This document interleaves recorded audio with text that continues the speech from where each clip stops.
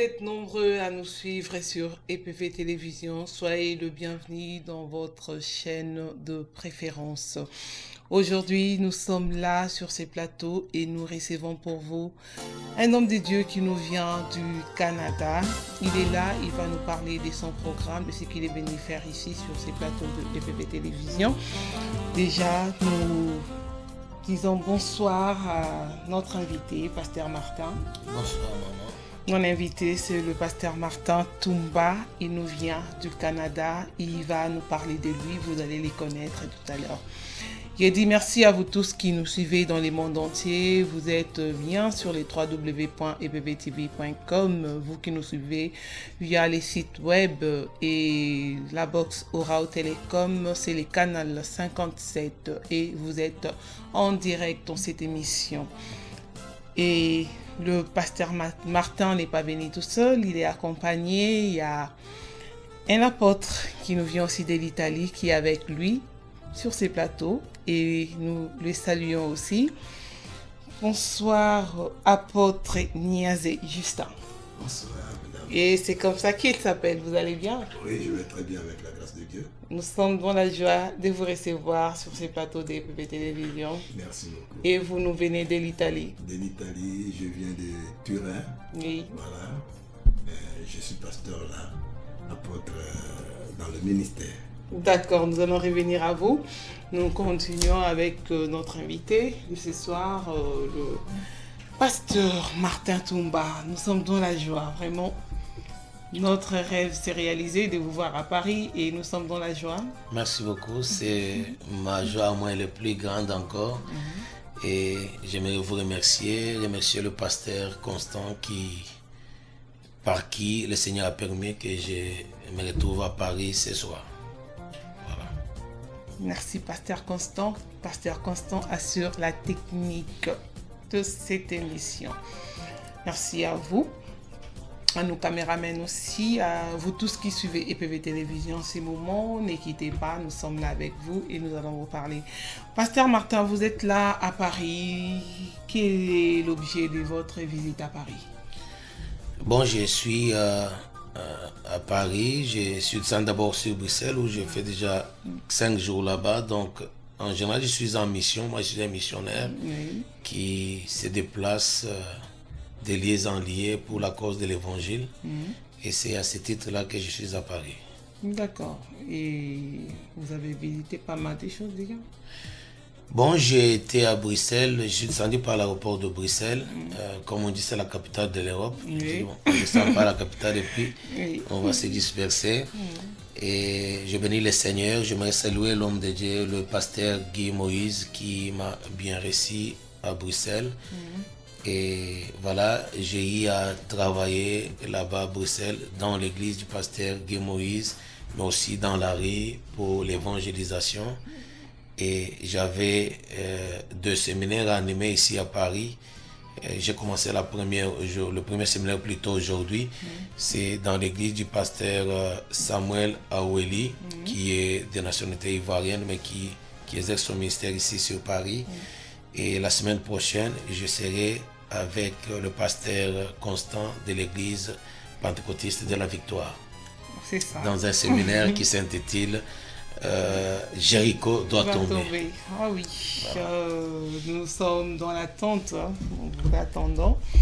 Vraiment, vous connaissez déjà l'objet de notre pasteur, ce qu'il est venu faire ici à Paris, c'est pour un séminaire. On aura un séminaire avec lui dans EPV Église, dans l'église pentecôtiste de la Victoire. Ça sera du 17 au 20 septembre, donc la semaine prochaine déjà. Et pasteur Martin, nous voulons quand même vous connaître. Dites-nous, pasteur Martin, il est de quelle église, il fait quoi? Pasteur Martin a été formé dans l'église au Congo, dans la vision qu'on appelle Action apostolique africaine, qui est une vision qui s'occupe de l'ordre que le Seigneur a donné d'aller de faire de toutes les nations les disciples et qui sillonne et qui a implanté beaucoup d'églises dans beaucoup de pays en Afrique. Et c'est à ce titre-là que j'ai été mandaté en Amérique pour la même vision. Donc, aller des liens en liés, implanter les églises, former les disciples et consacrer ceux qui sont appelés, former en privé ceux qui sont appelés au ministère, qui ont un appel, les consacrer, et ainsi de suite. Comme Paul dit à Timothée, ce que vous avez appris de moi, enseignez-les à des hommes fidèles qui soient capables d'enseigner aux autres. Donc, c'est ça ce que je suis. Je suis marié à Madame, mon épouse, Philo Camoigne, avec qui Dieu nous a donné cette beau et belle garçon et fille. Et ça fait 27 ans que je suis marié et j'ai 7 enfants, comme je disais, mon aîné a 25 ans et ma cadette a 16 ans. Et c'est une grande richesse pour moi. Ah, c'est très bien. Voilà, c'est ce que je suis. Pasteur Martin, c'est ça. Depuis combien de temps vous servez les Seigneurs? J'ai presque 25 ans dans l'œuvre de Dieu maintenant, comme missionnaire, comme prédicateur de l'évangile. Et ça a commencé comment avec vous? Comment vous avez commencé votre ministère? C'était comme ça?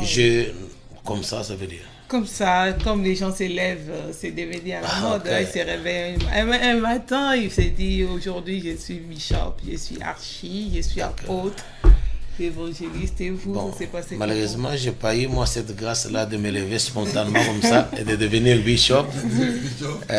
J'étais tout simplement un pécheur perdu que le Seigneur Jésus-Christ est allé repêcher dans la pourriture du péché où j'ai évolué, ignorant et victime, esclave du diable. Et j'ai reçu l'évangile de Jésus-Christ. On m'a parlé de Jésus-Christ qui est mort à la croix. En fait, quand on me parlait souvent de Jésus-Christ par les hommes de Dieu, en ce temps-là, j'étais tellement esclave du diable dans le péché que ça ne m'intéressait pas. Et généralement, je me rappelle et je regardais la mine qu'avaient les personnes qui venaient m'évangéliser. En ce temps-là, c'était pas encourageant. Donc, je trouvais pas que c'était... Jésus-Christ n'avait rien à me proposer parce que ceux qui prétendaient être avec Jésus me présentaient une mine d'être plus malheureux que moi. Et je ne voulais pas, et le Seigneur a eu à me coincer d'une façon tout à fait miraculeuse. J'ai eu la visitation du Seigneur, c'est la seule. Et bon, c'est pas le témoignage, mon témoignage de conversion que je vais donner ici parce que ça va demander beaucoup de temps. Mais au moins, il m'a rappelé ce que ses serviteurs m'avaient déjà dit à plusieurs répétitions. Donc, répands-toi et crois au Seigneur Jésus-Christ pour le salut de ton âme.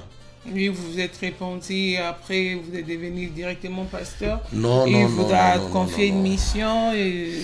Je me suis repenti comme tout chrétien. J'ai commencé à aller à l'église. J'ai suivi les étapes normales. Accepter Jésus-Christ comme son Seigneur Sauveur, c'est une très bonne chose. Ça t'ouvre la voie du salut. Mais il faut être formé. Il y a la nouvelle naissance. Il faut aller à l'église où j'ai été fait membre, où j'ai été enseigné, j'ai été baptisé d'eau et puis j'ai reçu mon baptême du Saint-Esprit. Et puis, le Seigneur m'a fait grâce de me mettre au pied des apôtres qui ont eu le temps de me former à la chrétienté. Ils m'ont amené du statut où j'étais de nouveau converti à devenir disciple et disciple accompli de Jésus-Christ. Et de là, ils ont discerné chez moi l'appel au ministère et j'ai été au pied des apôtres et des prophètes où j'ai été formé avant de prétendre être au service de Dieu. D'accord, vous aimez quand même la mission que Dieu vous a confiée? Oui, j'aime beaucoup servir Dieu. Servir Dieu pour moi, c'est la richesse énorme que Dieu m'a donnée. Je le fais avec passion. Et aujourd'hui, si vous pouvez lutter pour les choses de Dieu, vous pouvez lutter pour quoi? Lutter? Oui, lutter, parce qu'on voit pratiquement, il y a beaucoup d'abus dans les ministères, des gens, personnes appelées soi-disant. Donc il y a beaucoup d'abus. C'est que si vous pouvez lutter aujourd'hui contre ces abus, ça serait contre quoi? Pas non seulement si je dois lutter, mais ce que le chrétien, du moins le vrai disciple de Jésus-Christ, doit faire aujourd'hui, c'est d'évangéliser l'Église. Je pense que l'Église a besoin d'évangélisation plus même que le païen. Parce qu'il y a des choses qui ne se nommaient pas à l'Église dans les temps, qu'on considère comme propres aux païens, mais qui se font à l'Église aux yeux de tout le monde. Et ce qui est lamentable, que tout le monde approuve, accepte et acclame même. Et personne ne fait de soucis. Et moi, si je suis estomaqué, Et s'il y a quelque chose à faire, s'il faut combattre quelque chose, c'est cette hérésie-là. Donc il faut évangéliser les gens qui sont à l'église. Et quand je dis les gens qui sont à l'église, il n'y a pas que les chrétiens, mais même de certains pasteurs, archibishops, prophètes, apôtres, certains sont tout simplement païens, ils ne connaissent pas le Seigneur. Il faut les évangéliser, les amener à la foi, à la repentance, une repentance sincère, authentique et vraie. Quelqu'un qui a une grande église et vous dites qu'il est païen, comment se fait-il? Bon, on n'est pas disciple de Jésus-Christ parce qu'on a une grande ou une petite église. On est disciple si on connaît le Seigneur. Si on a reçu le Seigneur par une repentance sincère, authentique. Parce qu'il y a les gens qui ont accepté Jésus-Christ sans le connaître. On ne les a même pas expliqué, accepter Jésus-Christ c'est quoi. Et puis ils ont accepté Jésus-Christ, on leur a fait répéter la prière comme de perroquets. Voilà, répétez cette prière après moi. Ils ont répété la prière. Ils ont prétendu accepter Jésus-Christ, qu'ils ne l'ont pas connu. Et là, ils évoluent comme ça à l'église. Donc, ces gens-là, il faut les évangéliser. Ce n'est pas parce qu'il est devenu pasteur. On peut devenir pasteur. Tout le monde peut devenir pasteur. Il suffit de te lever, d'acheter une chemise avec col pastoral. Tu es pasteur. Qui va te refuser que tu n'es pas pasteur? Tout le monde peut dire qu'il est pasteur. Ce n'est pas parce que tu dis que tu es pasteur que tu es pasteur selon Dieu. Tu es pasteur selon toi et selon les groupes de gens qui acceptent bien que tu es pasteur. Alors, ces gens-là, Christ a versé son sang pour eux. Ils ont besoin d'y saler. Il faut qu'on leur annonce l'évangile, le vrai, qui amène les salés. Les amener, les expliquer, les effets, la repentance c'est quoi, la conversion c'est quoi, la nouvelle naissance c'est quoi. Ce sont des choses qu'ils ne savent pas. J'ai rencontré des gens qui sont dans les églises depuis des années. Tu lui demandes la nouvelle naissance c'est quoi, il te pose la question, mais c'est quoi la nouvelle naissance? Quand tu lui demandes, explique-moi c'est quoi la repentance, quand il t'explique la repentance, toi tu comprends qu'il parle de la confession du péché. La confession du péché et la repentance, c'est pas la même chose. Il ne sait pas la repentance c'est quoi. Alors, si tu ne sais pas c'est quoi la repentance, comment tu as reçu Jésus-Christ dans ta vie? On reçoit Jésus-Christ, c'est la repentance dans mon cœur qui me pousse à prendre la décision d'accepter Jésus-Christ comme Seigneur Sauveur. Alors quelqu'un qui me dit j'ai accepté Jésus-Christ comme Seigneur Sauveur, il ne sait pas expliquer c'est quoi la repentance. Quand tu lui demandes... Non, c'est pas qu'il manque de mots, mais quand tu lui demandes c'est quoi la repentance, il te dit, bon, c'était à l'église, et puis le pasteur a dit, j'ai rencontré un couple avant-hier à Bruxelles, soi-disant des chrétiens. Et vous êtes chrétien depuis combien? Depuis 2 ans. Est-ce que vous avez reçu Jésus-Christ? Il dit, oui, on a reçu Jésus-Christ. C'était comment? L'homme et la femme, ils disent, bon, nous étions des catholiques, et puis on nous a invités dans une église, et puis dans cette église, là, le pasteur a dit, qui n'ont pas encore reçu Jésus-Christ. Comme nous, on n'avait jamais reçu Jésus-Christ, on a dit, nous. Ok, venez devant. Est-ce que vous voulez recevoir Jésus-Christ? On a dit, oui. Ok, répétez cette prière. Seigneur Jésus-Christ, Seigneur Jésus-Christ. Je suis un pauvre pécheur. Je suis un pauvre pécheur. Heureusement que tous les pécheurs sont pauvres. Dieu merci. Au moins ça, les pécheurs reconnaissent qu'ils sont tous pauvres. Alors, on les a fait faire cette répétition de prière. Et puis, quand ils ont fini, ils disent, ok, allez acclamer, vous avez reçu Jésus. Ils ont acclamé, ils ont reçu Jésus. Ils sont dans cette église, on leur a confié des responsabilités. Et ce n'était pas suffisant pour vous? Ce n'est pas un peu que ça soit suffisant, mais ils n'ont jamais reçu Christ parce qu'il n'y a pas eu repentance. Recevoir Jésus-Christ, il faut qu'il y ait preuve de repentance. C'est quoi la repentance? C'est quand quelqu'un écoute, entend les messages de l'évangile. C'est quoi le message de l'évangile? C'est ce qu'on appelle la bonne nouvelle. Pourquoi elle est bonne nouvelle? Elle est bonne nouvelle parce qu'elle est porteuse du salut. Il faut que les gens, qu'on leur explique qu'est-ce que Jésus-Christ est venu faire sur la terre. Jésus-Christ est venu pour nous sauver du péché. Aujourd'hui, l'évangile qui est présenté aux gens, ce n'est pas l'évangile d'un Jésus-Christ qui est venu sur la terre pour sauver le monde, l'humanité du péché. On présente le Jésus-Christ qui est venu sur la terre pour enrichir les pauvres, pour donner aux célibataires les femmes, les mariages, pour donner aux stériles les enfants, pour donner le travail aux chômeurs. Non, ce n'est pas ça la mission de Jésus-Christ. Avant que Christ, Dieu, avant qu'il prenne chair pour venir sur la terre, Dieu utilisait les hommes pour bénir les gens. Il y avait les riches, Dieu bénissait les gens. Les stériles avaient des enfants. La maman de Samuel n'a pas enfanté par le ministère de Jésus-Christ. Donc, il y avait des stériles avant que Jésus-Christ vienne qui était stérile et que Dieu avait donné, à qui Dieu avait donné des enfants.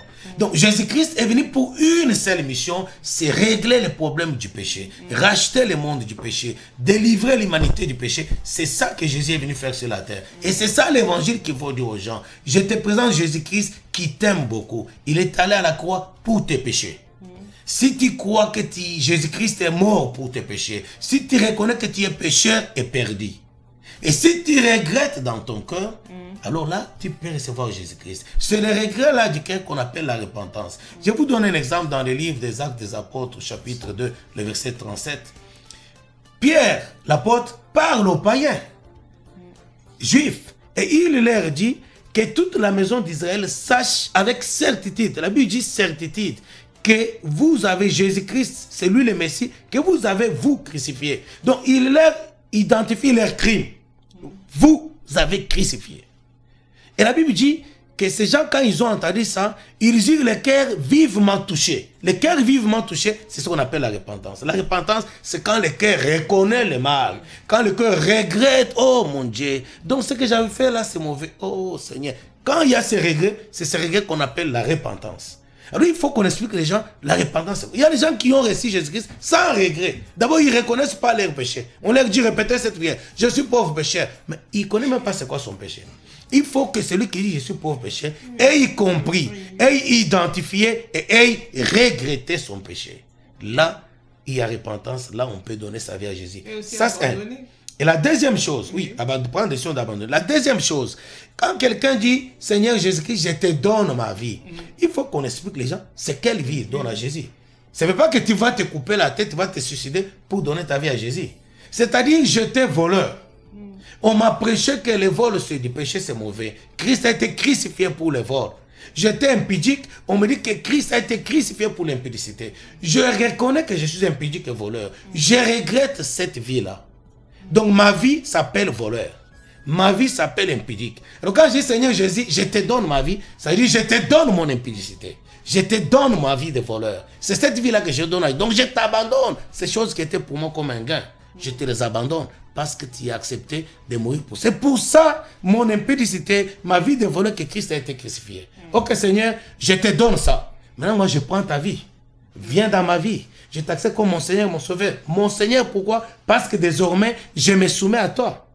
C'est ça la repentance, c'est ça l'évangile. Mais quand vous allez dans un stade où on présente un Saint-Nicolas, Barbie, qui distribue les cadeaux, un Père Noël, oh voilà, Jésus-Christ, tout, si tu es stérile, tu vas avoir les enfants. Jésus-Christ, si tu es pauvre, tu auras l'argent. Quand tu vas lancer l'appel à la repentance, soi-disant, qui veut recevoir Jésus-Christ, tous les stériles, toutes les femmes stériles qui sont là, ils vont accepter. Mais qui va refuser quelqu'un qui va me donner des enfants?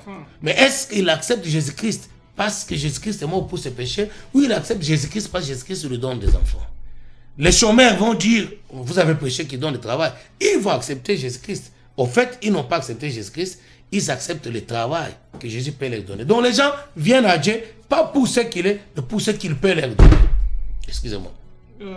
Là, je suis dans le réflexe de l'évangélisation. Mais c'est normal, c'est normal. Donc, les gens, on vient pour tout, on vient pour les saluts, mais si on a... Oui, c'est ça l'évangile du diable. Oui. Présenter aux gens que vous voulez venir à Jésus pour vos besoins, c'est l'évangile mensonger. C'est l'évangile mensonger. Mais je vous dis, je parlais d'Acte 2, 37. Pierre ne parle pas à ces gens pour leur dire, Jésus est venu régler vos problèmes. C'est un mensonge. Oui. C'est un mensonge. Dire aux gens que Jésus est venu régler vos problèmes. Parce que, et si Jésus, j'accepte Jésus, il y a beaucoup de gens à qui on avait dit Jésus, si tu as dit Jésus, il va régler tes problèmes. Ils ont accepté Jésus-Christ. Jésus n'a jamais réglé les problèmes. C'est un mensonge de dire aux gens, venez à Jésus, acceptez Jésus-Christ, il va régler tous vos problèmes. C'est un mensonge. Jésus n'est pas venu sur la terre pour régler tous les problèmes de l'homme pour sa vie sur la terre. Jésus est venu sur la terre pour régler les problèmes de l'homme au ciel, pour amener l'homme au ciel. Pas pour régler ses besoins terrestres. Pour régler les besoins célestes. L'homme doit vivre heureux quand même sur la terre. Quand même, on n'est pas venu ici pour... Oui, d'accord, mais vivre heureux, c'est quoi? Mais avoir ce qu'on veut. C'est pas ça, vivre heureux. Il y a des gens qui ont tout, mais qui ne sont pas heureux. Vivre heureux, c'est avoir l'assurance de la vie éternelle d'abord. On a l'assurance de la vie éternelle et on a aussi ce qu'on veut quand même. Mais je suis d'accord avec vous. Oui. Le problème est que si quelqu'un a déjà Christ, il a tout. Oui. Parce que Christ dans sa vie, il pourvoit. Quand il dit, Seigneur, je te donne ma vie, il va prendre ta vie, il va prendre la direction de ta vie. Alors quand il y aura des problèmes dans ta vie, il pourvoira selon sa volonté et en son temps. Est-ce que vous comprenez? Oui. Alors quand on donne ma vie à Jésus-Christ, c'est pourquoi je n'ai pas besoin de présenter Jésus qui donne des cadeaux. J'ai besoin de présenter Jésus-Christ qui sauve du péché. C'est Jésus qui sauve du péché. À peine tu lui donnes ta vie, par une repentance sincère, authentique et vraie, tu l'acceptes dans ta vie comme ton Seigneur. Il prend la direction de ta vie. Alors tous les autres, à partir du moment où tu l'acceptes, il fait de toi un enfant de Dieu. Selon Jean chapitre 1er, à tous ceux qui l'ont reçu, il leur a donné le pouvoir de devenir enfant de Dieu. Alors quand tu deviens enfant de Dieu, tous les autres biens de Dieu sont à ton pouvoir. Donc on n'a pas besoin de te présenter le bien de Dieu, on doit te présenter d'abord ce qui te donne la possibilité de devenir héritier de ce bien. Et pour devenir héritier de bien de Dieu, il faut se repentir, reconnaître que je suis pécheur et perdu, reconnaître celui qui est venu, le médiateur, qui va te réconcilier avec ces dieux-là. Et la réconciliation entre toi et ces dieux-là se passe par la repentance de ces péchés. Alors l'évangile de Jésus qui fait le miracle, c'est un évangile du diable. Christ n'est pas venu pour faire le miracle. Le seul miracle qu'il est venu faire, c'est le miracle d'amener un païen, un pécheur perdu à devenir enfant de Dieu. C'est ça le miracle. Le reste, c'est du mensonge. Et c'est ça l'évangile qu'il faut introduire à l'église. Parce qu'il y a beaucoup de gens qui sont venus à l'église, qu'on a gardés dans les églises. On les appelle frères abusivement, frères et sœurs. Mais ils ne sont pas nos frères, ce sont des païens. C'est des religieux. Ils sont venus à l'église, les uns, ils sont venus comment à l'église? On les a invités. Un dimanche, est-ce qu'ils peuvent venir prier avec nous? Il va à l'église, il trouve les gens de sa tribu qui chantent bien, qui dansent bien. Et puis, ça le met à l'aise. C'est quelqu'un qui a passé toute la semaine dans le stress. Tu vois, il y a trop de stress. Et puis, il trouve qu'il y a un endroit où il peut se défouler, il peut rencontrer les gens de sa communauté, de sa tribu, et un endroit où il peut passer du temps, oublier un peu le stress et les soucis quotidiens. Et il accepte de rester là-bas. Et au fur et à mesure qu'il reste là-bas, on lui donne même des responsabilités. Et cette personne-là il va enrichir la liste de gens dont Jésus dit, quand il reviendra, il leur dira, je ne vous ai jamais connu. Il vous dit, mais Seigneur, je chantais dans la chorale pour toi. Je ne t'ai jamais connu. Parce qu'on ne leur a pas présenté Christ crucifié, qui peut amener le salut dans la vie des hommes. Alors c'est pourquoi j'ai dit, nous devons maintenant apporter l'évangile dans les églises. Il y a d'autres personnes qui attendent une seconde chance. Bon, le problème, ce n'est pas d'attendre une seconde ou une première, une deuxième chance. Le problème, c'est de présenter tout simplement Christ par les canaux appropriés. Christ tel. Donc, définir, expliquer aux gens la mission que Jésus-Christ est venu faire sur la terre, tout en leur disant que cette mission-là tend vers sa fin. Ce qu'on appelle le temps de la grâce. Nous sommes en train de consommer les dernières secondes du temps de la grâce. Vous savez, il y a aussi des gens qui sont à l'église, ils font des efforts, hein, ils veulent quand même faire ce qu'ils peuvent faire, mais ils n'arrivent pas. Ils font toujours les mal qu'ils ne veulent pas. C'est les conséquences de la repentance. Oui. Comment tu vas abandonner ce qui ne t'a pas coûté cher? L'effet de regretter. Je vous donne un exemple. Si je suis blessé ici, okay, je ne savais pas que le couteau peut blesser. Par accident, j'étais ignorant, je me blesse. Et quand je sens la douleur, après que la cicatrice, que je sois, cette cicatrice, prochainement, je n'oublierai jamais ça. C'est-à-dire, je prendrai les soins pour ne pas regretter, parce que je sais ce que ça m'a coûté. Mais s'il n'y a pas repentance, donc il n'y a pas eu remords. Donc, on va continuer à vivre comme on avait, même si on a la volonté d'abandonner, mais tu vas abandonner quoi? D'abord, ce qui te rend capable d'abandonner, c'est la présence de Christ dans ta vie. C'est lui qui vient et qui te rend capable, il te communique non seulement la soif d'abandonner, mais les capacités d'abandonner. Mais si tu n'as pas Christ dans ta vie, tu n'as pas fait alliance avec lui, ma sœur, la repentance, le salut, l'évangile, c'est comme un contrat de mariage. Une femme ne peut pas accepter un homme dont il ne connaît pas. Quand un homme va chercher une femme pour l'épouser, il va tout faire pour convaincre la femme. Il doit montrer à cette femme-là qu'est-ce qu'il attend. Et la femme, avant de s'engager, elle doit chercher à savoir, est-ce que cet homme, est-ce qu'il me garantit la paix, la sécurité? Est-ce qu'il va me protéger? Est-ce qu'il va me nourrir? Est-ce qu'il est patient? Est-ce qu'il sera doux avec moi? Dès que la femme a toutes ces garanties, elle s'engage. Et là, elle s'engage en âme et conscience. Elle sait à quoi elle s'engage. La repentance, tu acceptes Jésus-Christ tout en sachant qu'est-ce qui t'attend. Ce mari-là, que tu vas accepter Jésus-Christ, quelles sont les conditions, dans quel chemin il va t'amener, comment est-ce qu'il va vivre, tu dois vivre avec lui. En ayant cette connaissance-là, tu dis oui, c'est-à-dire tu dis oui à abandonner le péché. Mais quand on ne dit pas aux gens qu'il faut abandonner le péché, Alors, on présente aux gens, tu peux avoir la voiture. Ok, c'est ceux qui viennent à l'église, ils vivent dans le péché parce qu'ils aiment Jésus-Christ pour ce qu'il peut leur donner. Oui. Mais ils n'ont rien à retour à donner à Christ. Ils gardent leur vie à eux, mais ils sont quand même oui à Jésus et oui comme ça là. Oui. Donc, voilà. C'est ça Oui, l'évangile. Oui, c'est l'évangélisation. Prêcher à l'église. C'est l'église aujourd'hui qui a besoin de l'évangile. Vous êtes parti vraiment très loin, c'est bien. Et nous avons aussi notre apôtre Niaz et Justin. Apôtre Justin, vous avez quelque chose à dire par rapport à ce que vient nous dire le pasteur Martin. Merci beaucoup. Je remercie le pasteur Martin Toumba. Je crois que Martin Toumba, c'est un apôtre aussi. Parce que l'apôtre, c'est celui qui est envoyé, c'est celui qui implante les églises.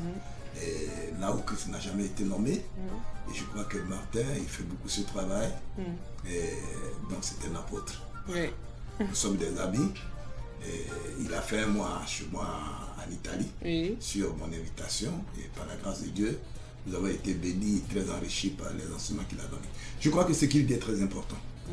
Mais très important dans la mesure où l'apôtre Paul a dit une chose qui m'a bouleversé dans mon début de conversion. Il dit, si c'est dans ce monde seulement que nous espérons en Christ, nous sommes les plus malheureux. Nous sommes les plus misérables. Si c'est dans ce monde, si c'est parce que nous voulons être enrichis dans ce monde, si c'est parce que nous voulons avoir un mari dans ce monde, une femme, des enfants, si c'est pour cela que nous sommes en Christ, nous sommes les plus malheureux. Parce que la Bible, la parole de Dieu, a prévu la disparition de ce monde. Dieu va juger ce monde. La terre passera, le ciel passera. J'ai eu affaire à des témoins de Jéhovah qui ne savaient pas qu'un jour, la terre va disparaître. Et que le ciel va disparaître, il y aura des nouveaux cieux et une nouvelle terre. Les buildings de ce monde vont disparaître. Les gratte-ciels vont disparaître. Les dollars, les euros vont disparaître. Toutes ces choses disparaîtront. Mais la seule chose qui ne dépassera pas, c'est la parole de Dieu. Quand nous nous attachons à Christ, la Bible dit que celui qui s'attachera à la parole de Dieu, il vivra éternellement avec elle.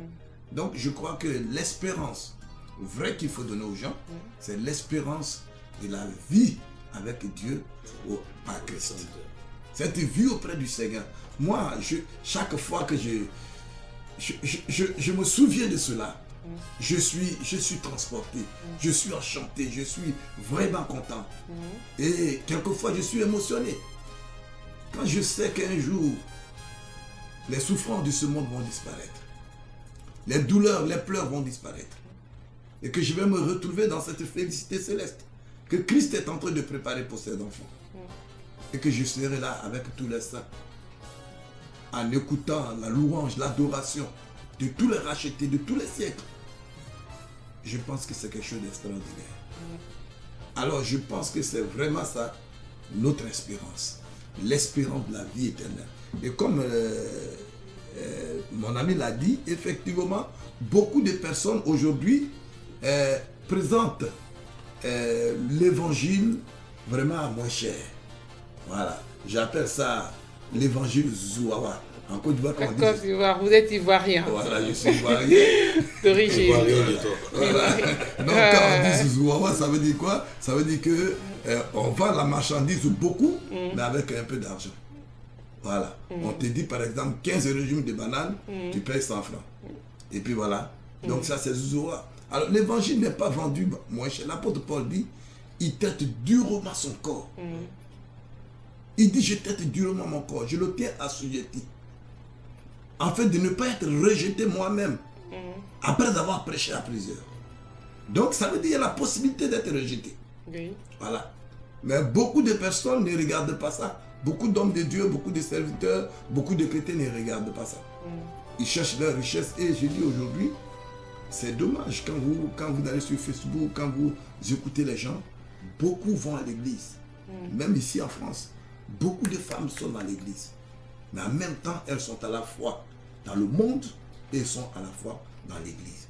Aucun ne veut faire un sacrifice pour la cause de Christ. Aucun. Aucun. Pour des papiers, pour avoir les documents, les gens sont prêts à tout. À tout. Tout en étant chrétiens. Voilà, tout en étant des chrétiens qui ont été remarqués au pays. Ils sont prêts à tout, à faire n'importe quoi. C'est dommage. Même des pasteurs. Même des pasteurs. Quand tu vois leur jugement, leur approche des choses, nous qui sommes les vieux pasteurs, on est étonnés. Oh, mais c'est quoi ça? Parce que moi, je n'ai pas été éduqué comme ça. Voilà.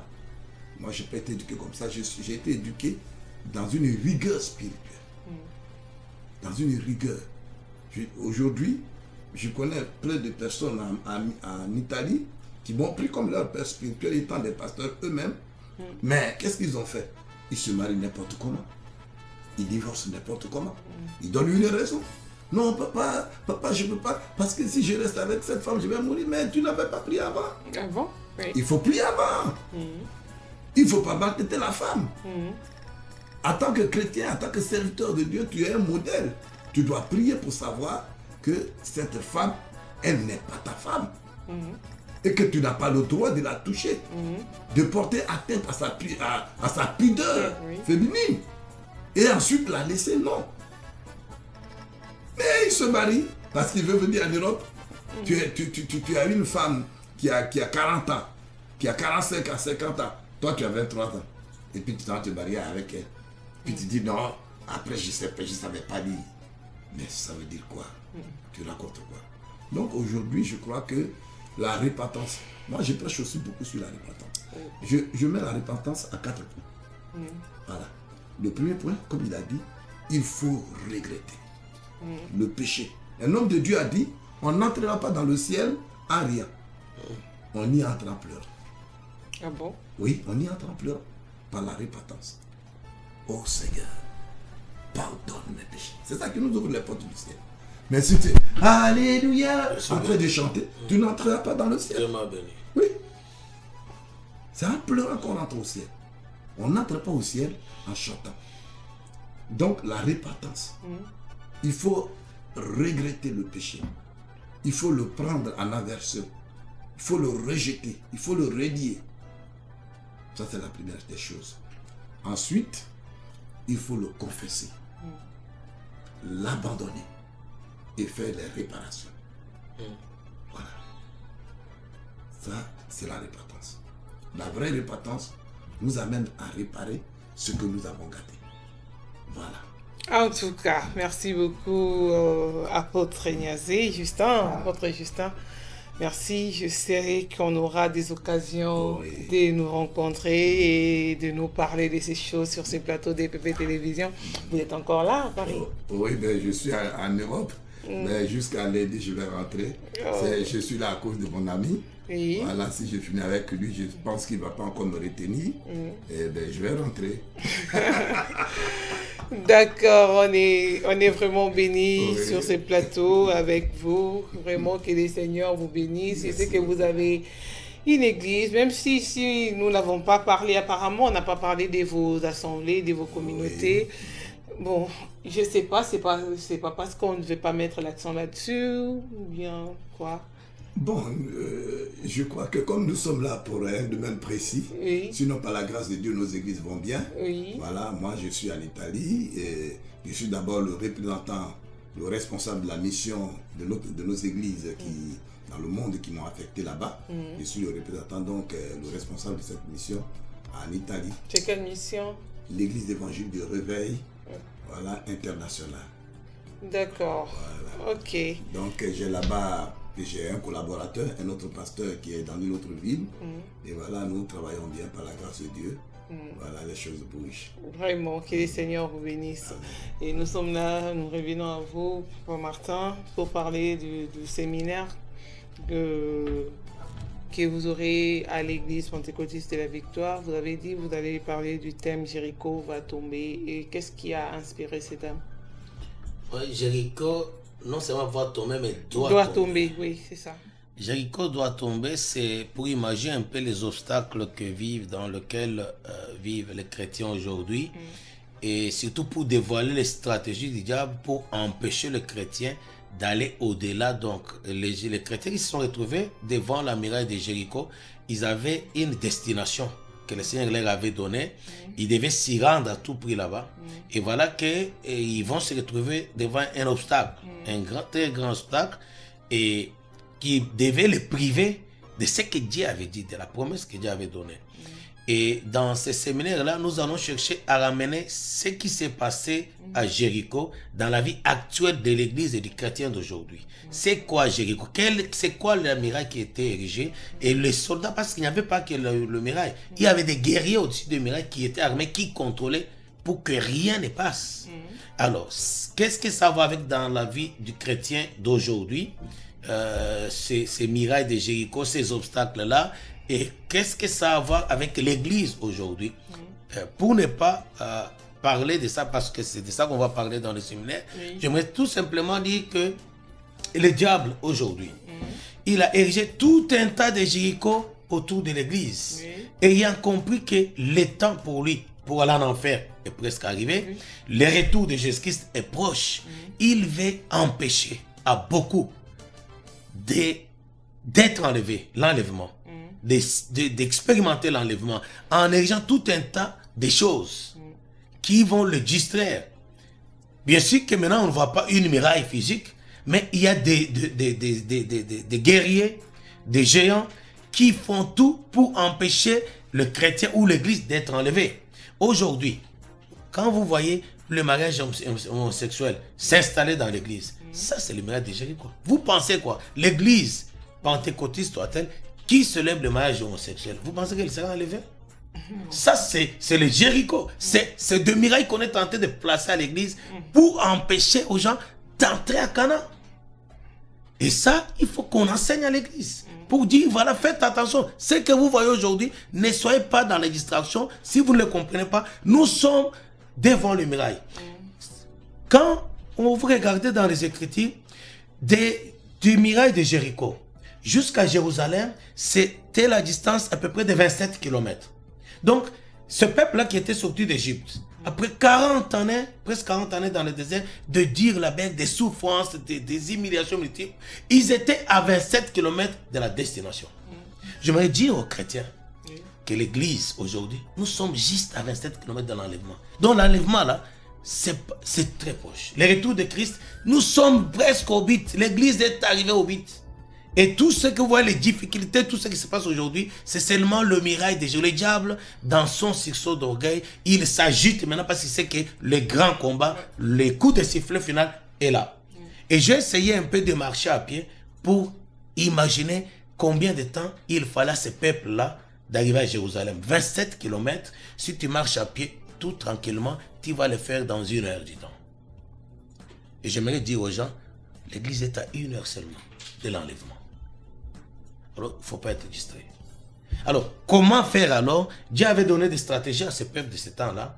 C'est ces stratégies-là que nous allons voir par l'arrêt du Saint-Esprit pour l'église d'aujourd'hui.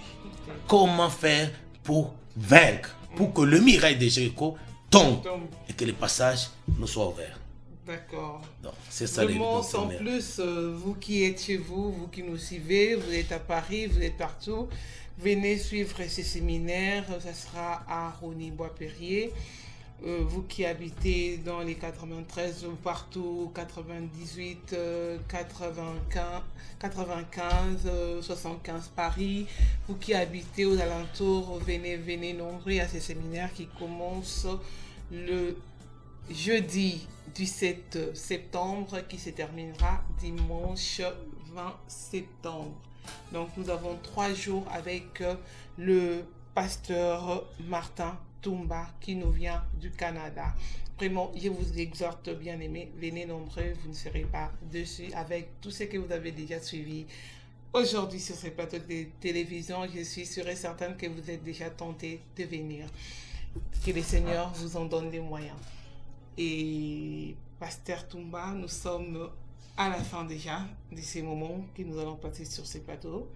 Je vous laisse les mots de la fin pour conclure l'émission.